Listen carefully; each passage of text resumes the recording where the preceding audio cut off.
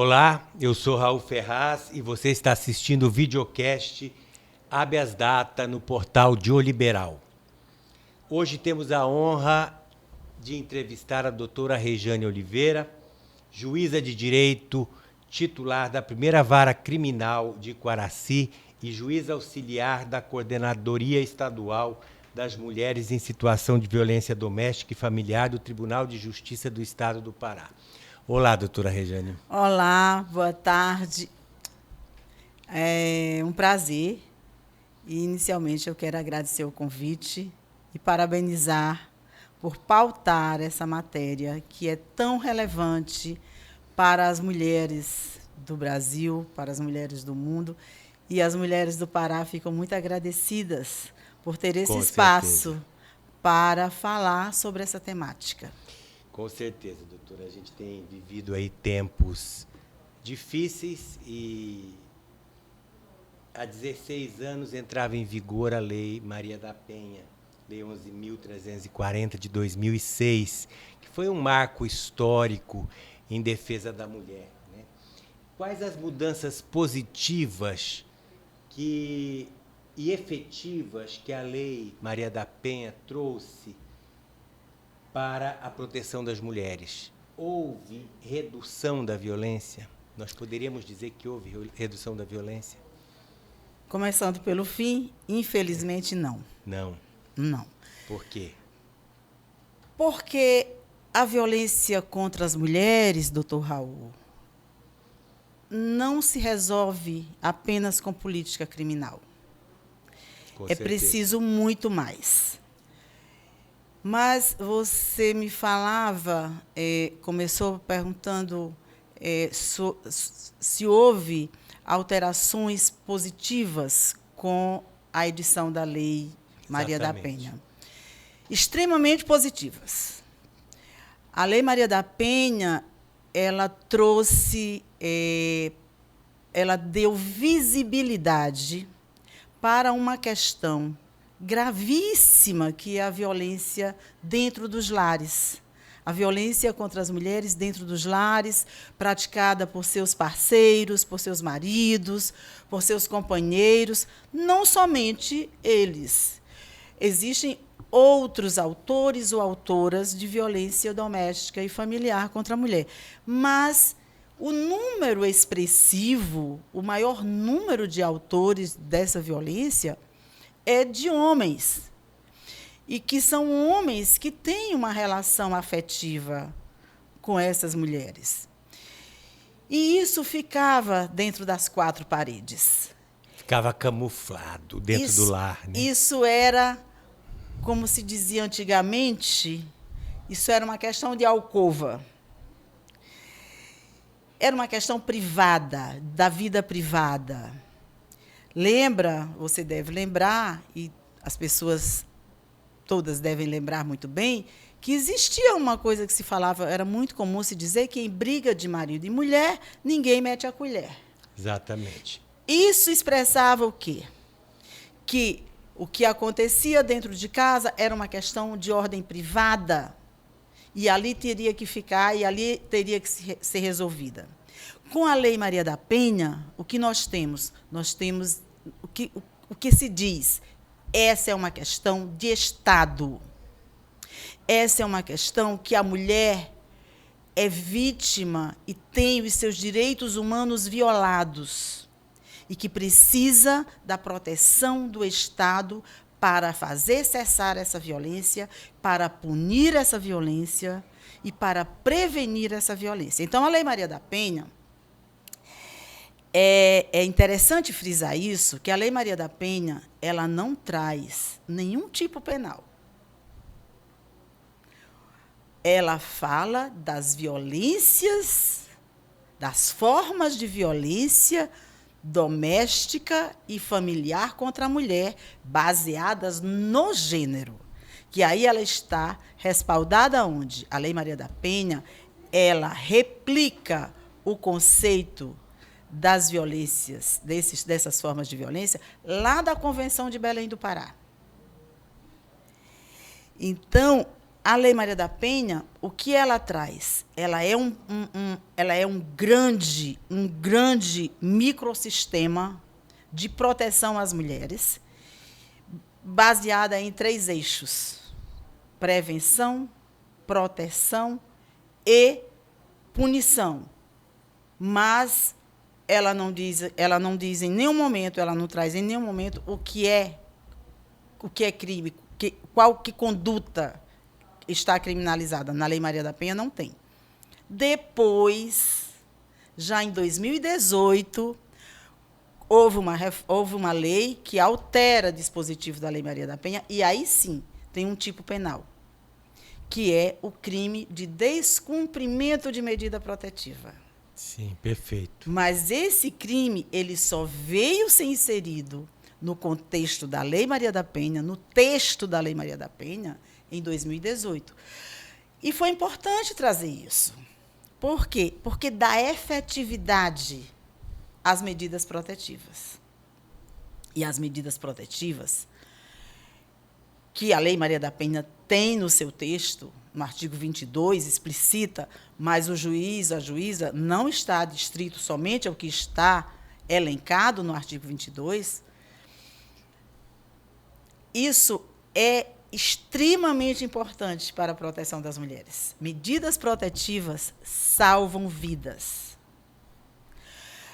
Há várias pesquisas que mostram que a maioria das mulheres que foram vítimas do crime de feminicídio não tinham medidas protetivas. Não pediram, não buscaram o sistema de justiça. E aí você vai me perguntar assim, por que essas mulheres não... Você pode me perguntar isso, por que elas não buscam? Tem N motivos, são variados motivos da mulher não buscar o sistema de justiça para pedir proteção. Eu creio que ainda existe muita resistência, doutora, me corrija se eu estiver enganado, da mulher e do menor, da família em geral, em levar isso a público, à delegacia, principalmente quando a senhora volta àquele assunto, né, que a senhora disse, o que acontece dentro de 4 paredes fica dentro de 4 paredes. Eu acho que ainda existe uma questão cultural ainda muito arraigada de não procurar medidas. Isso eu estou enganado ou isso acontece ainda? Você não está enganado. Infelizmente, né? Isso ainda é um desafio para se fazer o enfrentamento à violência contra as mulheres. E me parece que é necessário um maior trabalho de conscientização de que deve ser denunciado, de que precisa ser denunciado, de que a mulher precisa sair das 4 paredes e buscar a proteção para que a gente não tenha crimes piores, né, do que a própria violência, vamos dizer assim, violência psicológica, aquela violência do maltrato, que é mais simples do que um feminicídio, evidentemente. E isso pode avançar, né? A violência ela caminha, né? Caminha cada vez mais. Então, se hoje o sujeito grita alto, depois ele bate, depois ele ameaça e pode até chegar a um feminicídio ou a um crime contra um menor, né? Sem dúvida. Tem muitos fatores que impedem ainda as mulheres a procurarem o sistema de justiça para pedir proteção. E aí tem questões familiares, questões religiosas, medo.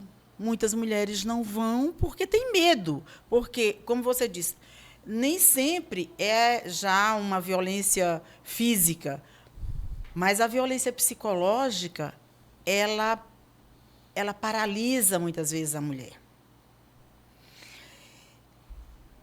É aquele soco na parede, é aquele murro na mesa, é aquele prato de comida, é aquela panela de comida que é jogada fora, é o grito.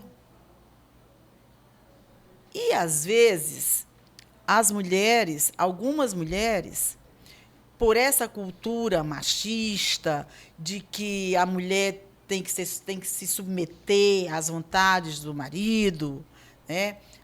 Toda essa questão do patriarcado, em que o homem é o chefe, o homem é o dono da casa, dos bens, e aí, como ele é o dono, ele se considera dono também dos corpos, né? Do corpo e da vida da mulher. Na verdade, se julga um possuidor, né? Sim. Da vida alheia, da vida do outro, da companheira. E tem uma questão que eu acho que é bastante complexa, né? Porque a maioria das mulheres, ou grande parte, eu não posso falar em números aqui, mas tem muita mulher que ainda depende do marido financeiramente. O marido ainda é o provedor, tem muita mulher que não trabalha fora. Então, tem sempre aquele medo, né? O que é que eu vou fazer sozinha? O que é que eu vou fazer se eu denunciar? O que é que eu vou fazer se eu pedir o divórcio? Então, todas essas questões devem influenciar, creio eu, numa decisão de denúncia, né? É um dos fatores, né? A dependência econômica. E isso está ligado ao que eu estava falando do patriarcado, né? O patriarcado nos colocou nesse lugar. Sim. O lugar da mulher é a casa. O lugar da mulher é o lugar do cuidado, né? E o lugar do homem é o espaço público. E aí você falou, é o provedor, é o que vai prover a família. E aí, com isso, nós avançamos muito. Né? Sim, nós sim. avançamos muito, sem dúvida nós avançamos muito.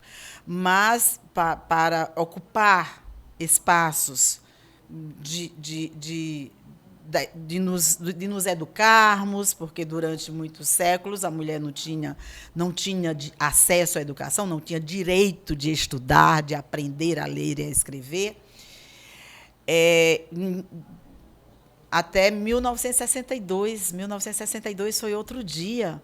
A mulher, para trabalhar fora, para exercer uma atividade remunerada, tinha que ter autorização do marido. Estatuto da mulher casada, né? Estatuto da mulher hoje casada. Hoje a gente olha isso com estarrecido, né? Mas eu estudei isso na faculdade. Eu imagino que os seus alunos, as suas alunas, ao saberem disso, fica duvidando que exista, né? Que existia, né? Sim. Então, é recente, é outro dia, 1962, está bem ali. E século passado, mas, né, a mulher precisava de autorização do marido para exercer uma atividade remunerada. Sim. Né? E aí, isso, é claro que reflete em haver ainda um grande número de mulheres não têm atividade remunerada. Trabalha muito, porque o trabalho doméstico é uma força de trabalho que é explorada, mas ela não é remunerada. E aí, o que acontece? Essas mulheres, muitas vezes, ficam realmente, como você disse, isso acaba sendo um impeditivo para que ela procure o sistema de justiça e vá fazer uma denúncia e pedir as medidas protetivas, pedir o afastamento dele do lar, porque ela fica pensando, se ela tem filhos pequenos, ela fica pensando, o que eu vou fazer? E se ela não tem casa própria? Muitas vezes a gente escuta isso, sabe? Retira ele de casa, mas aí ele vai pagar o aluguel, né? Vai pagar a escola dos filhos, né? Então, todas vai pagar essas situações. As despesas. E ela fica nesse dilema entre ela, a vida dela, a saúde, a integridade física e psicológica, mental dela, e a situação dos filhos. Muitas vezes, Raul, o autor de violência doméstica é um cidadão que está no nosso meio, que é uma pessoa muito afável com seus colegas de trabalho, muito gentil, no Que trabalho. é considerado e que nem espelha essa conduta no seu dia a dia, E né? no próprio meio familiar, os familiares gostam. E a mulher diz, ele é um excelente pai, mas ele é um péssimo marido.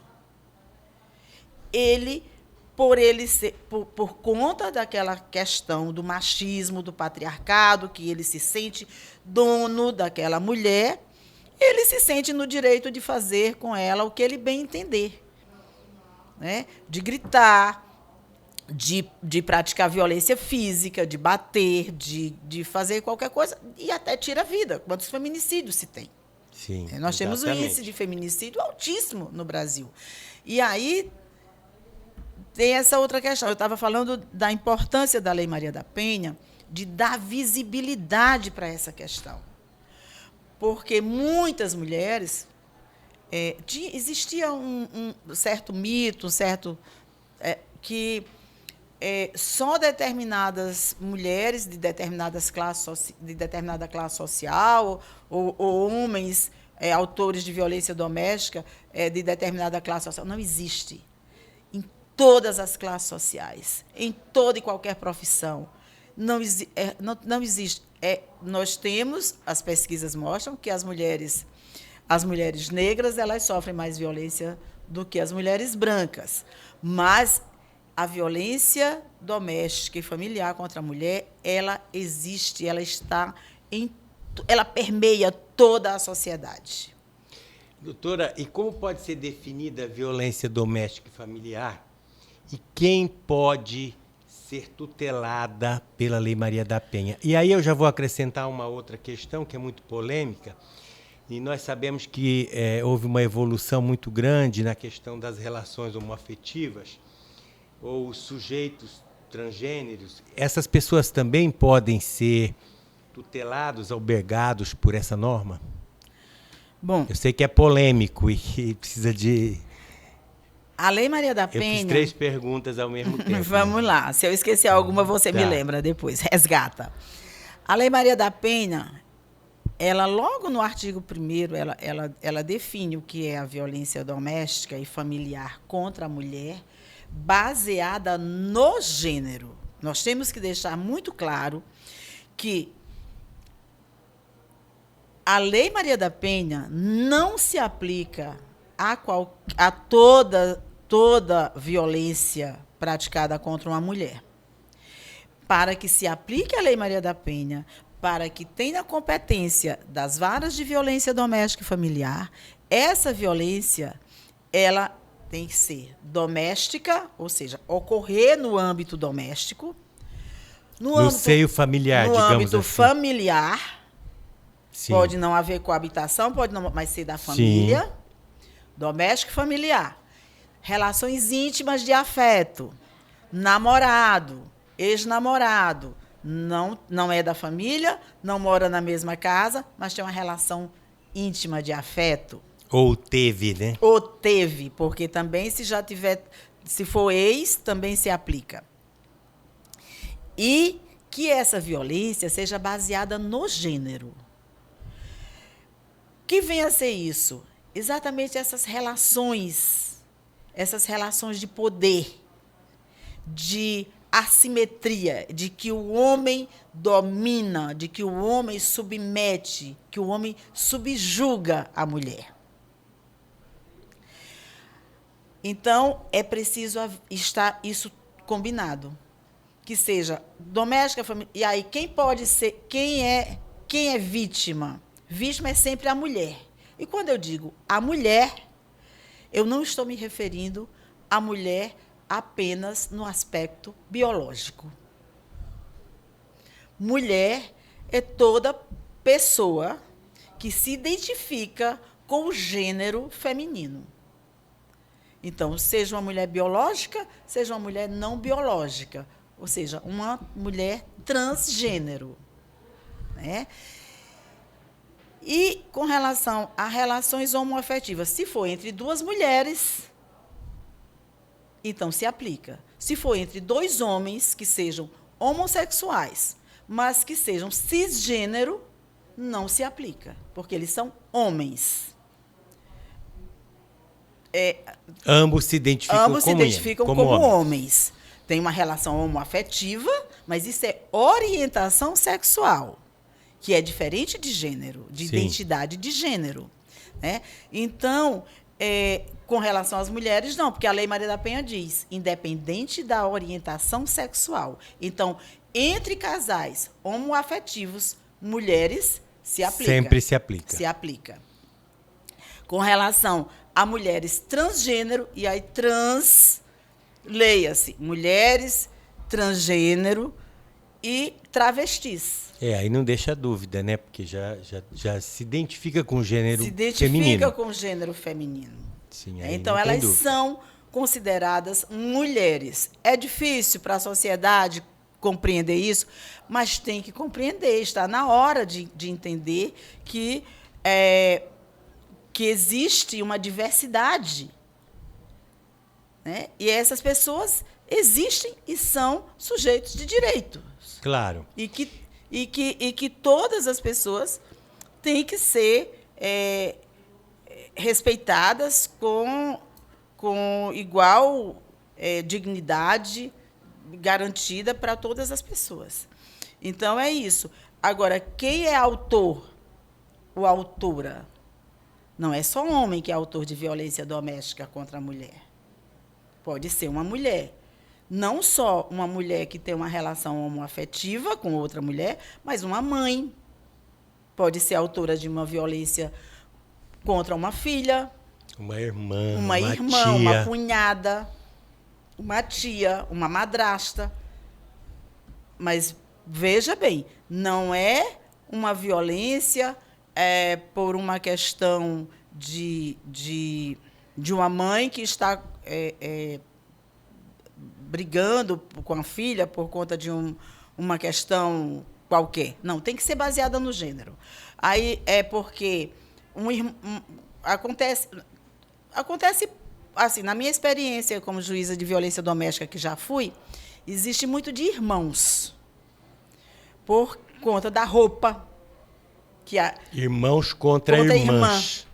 Porque não quer que ela saia com determinada roupa, machismo. Não quer que namore com fulano, com não ciclano. Quer que namore com fulano. E quando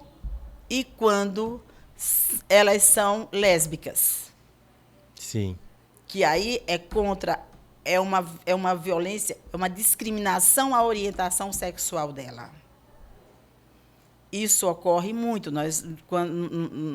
Nos pedidos de medidas protetivas, vem muito essa de irmãos, de mãe também, por conta da questão de orientação sexual, de pai.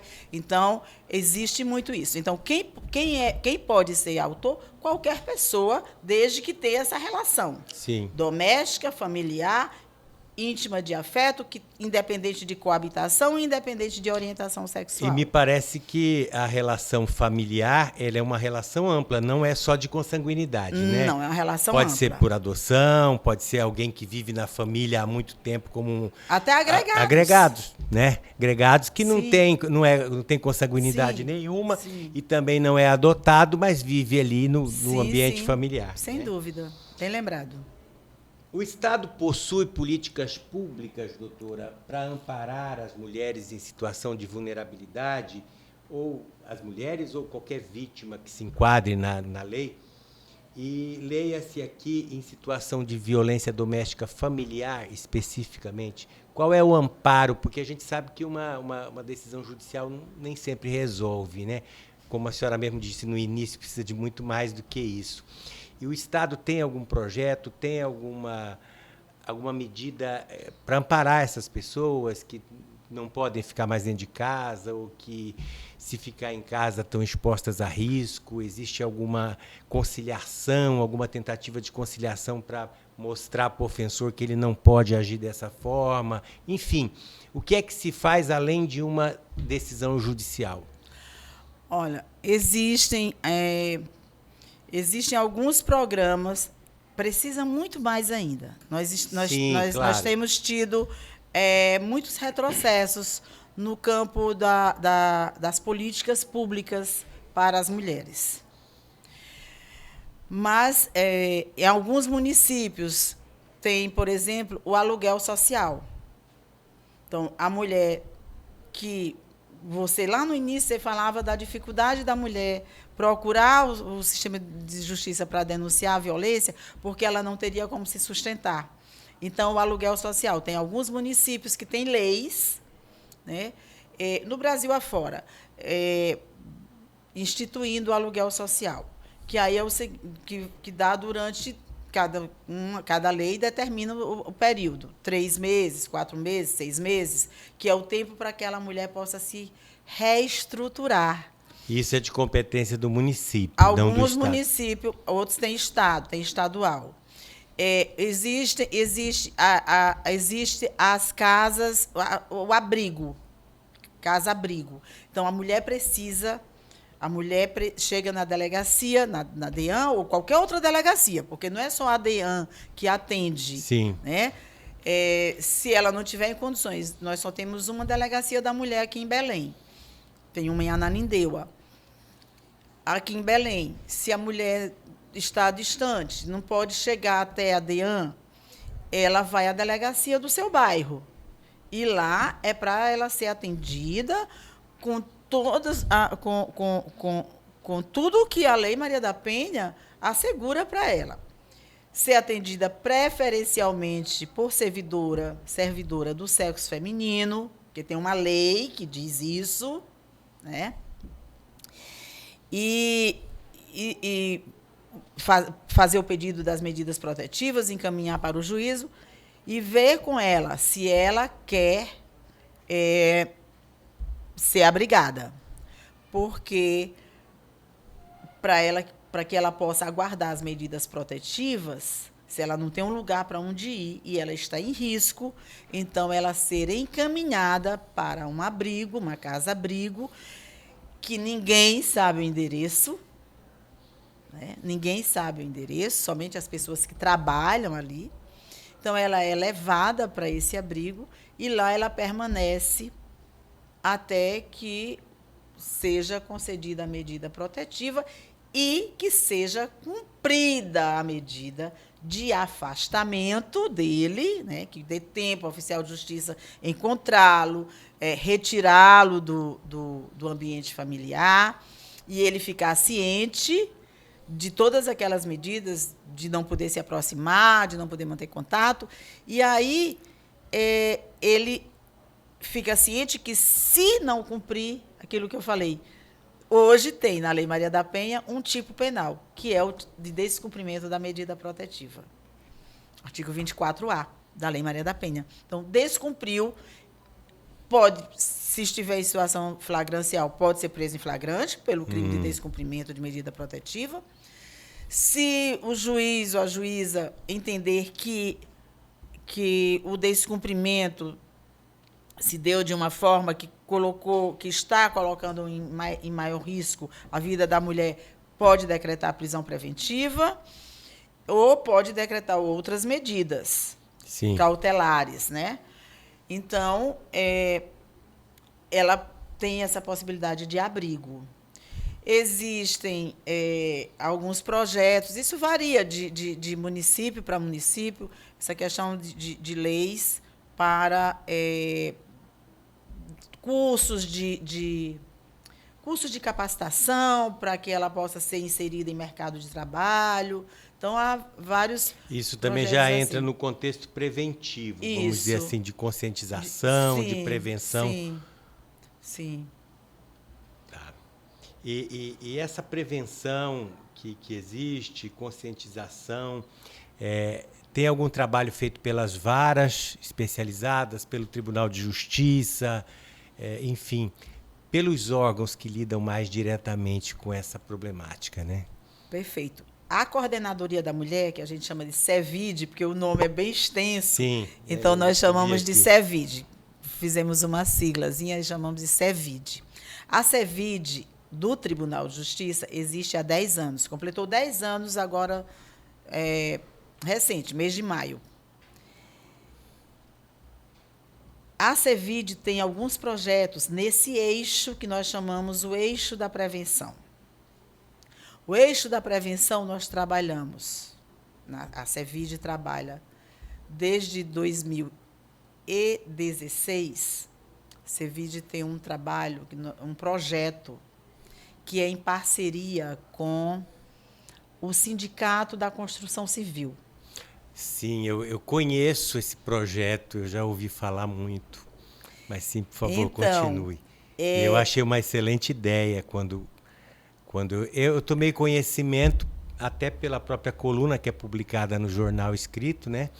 E eu achei muito interessante essa ideia. Então, nós temos esse projeto, chama-se Projeto Mãos à Obra para enfrentar a violência doméstica. Como é que ele funciona? Nós vamos aos canteiros de obras. Muito cedo a gente está lá. Geralmente vou eu, uma pedagoga, uma psicóloga da equipe multidisciplinar do tribunal, e a gente vai conversar com os operários da construção civil. E por que nós escolhemos essa categoria?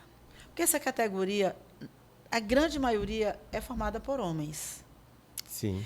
E são homens que dificilmente terão acesso a uma palestra numa universidade, numa escola, num centro comunitário, porque ele tem um trabalho pesado, começa muito cedo, chega muito cedo na obra, sai de tarde, já no início da noite, chega em casa, ele só quer descansar. Ele não quer mais sair, não tem mais condições físicas, psicológicas para ir ficar 1 hora, 2 horas sentado em algum lugar para ouvir, e aí ele precisa dormir muito cedo. Então, foi pensando nisso que nós estamos fazendo esse trabalho.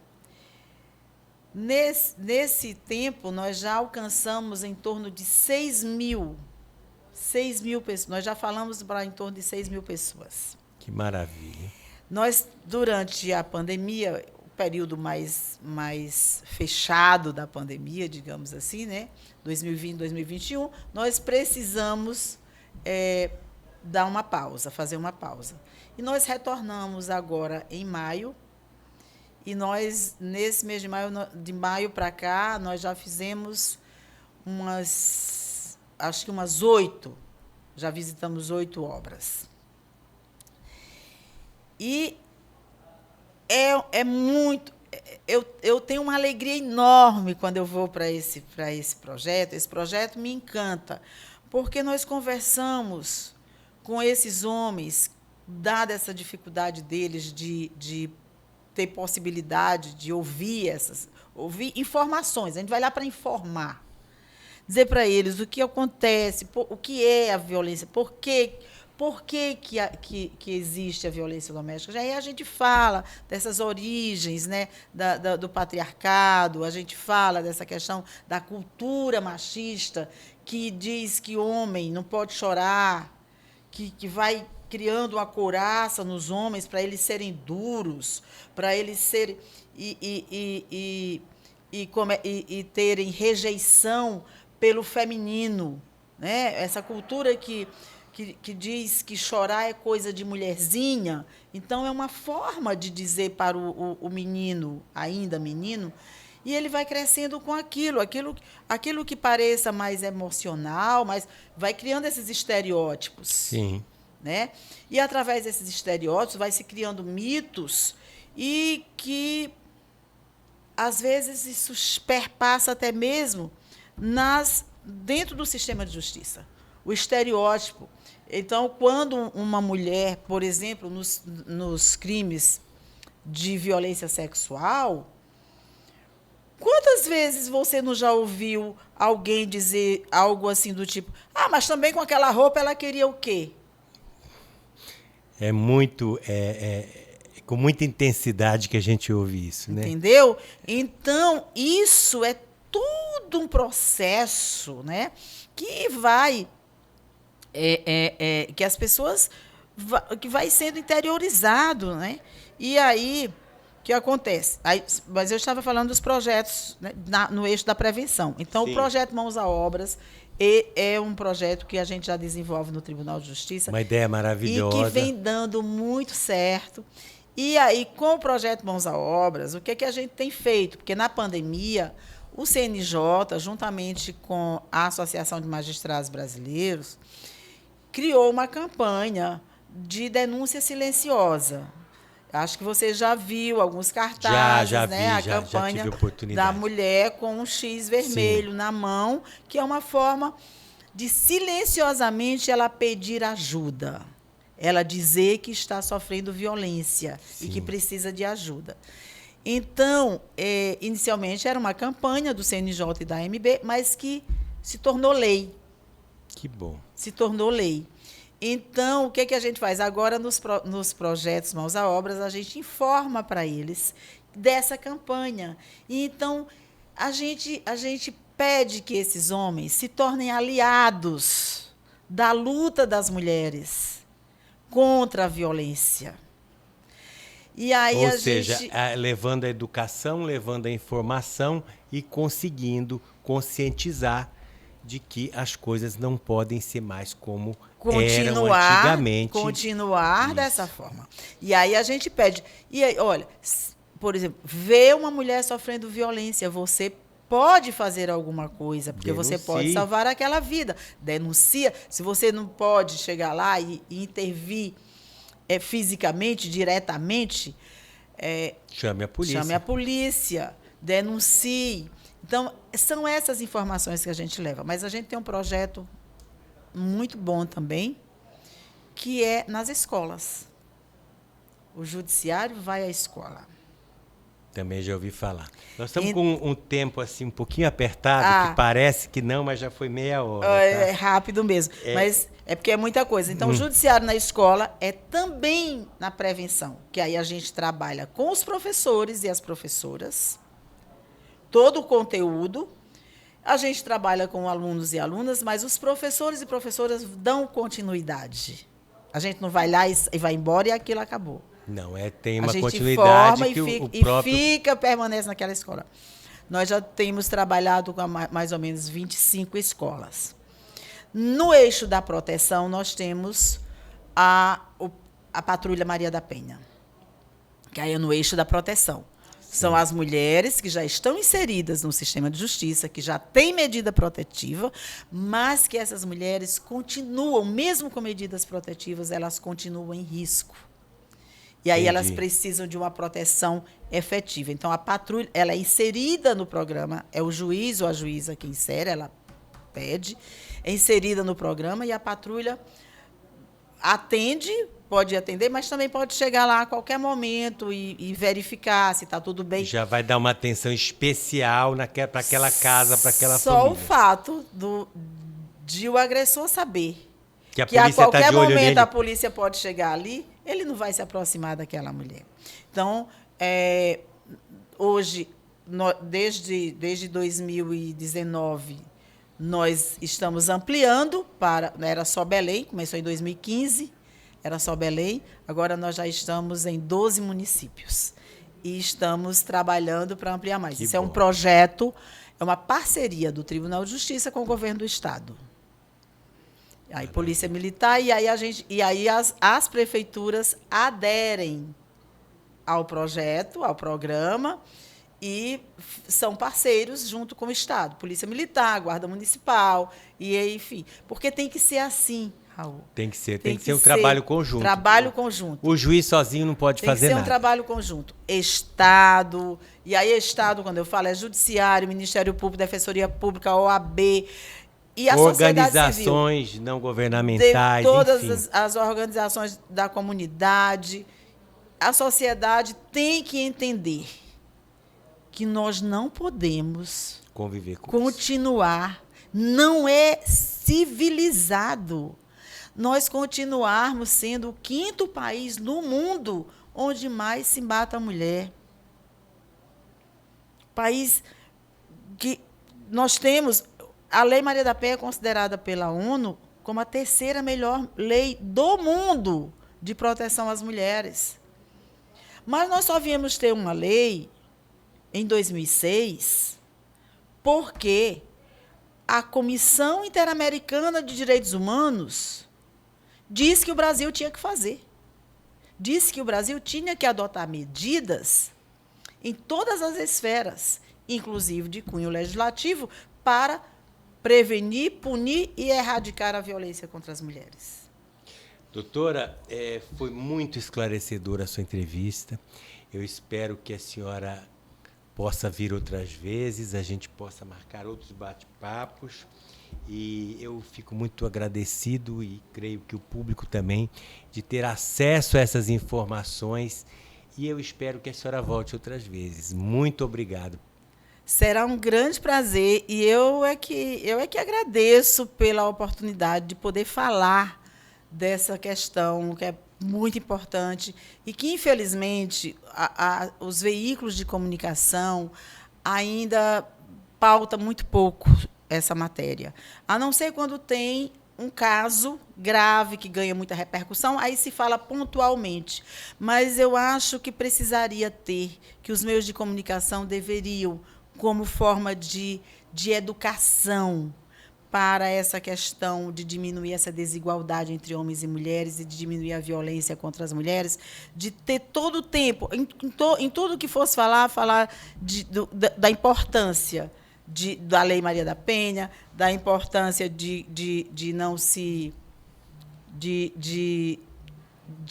não haver essa violência contra as mulheres. Então, eu agradeço demais e estarei à disposição sempre que você quiser conversar. Muito obrigado, doutora.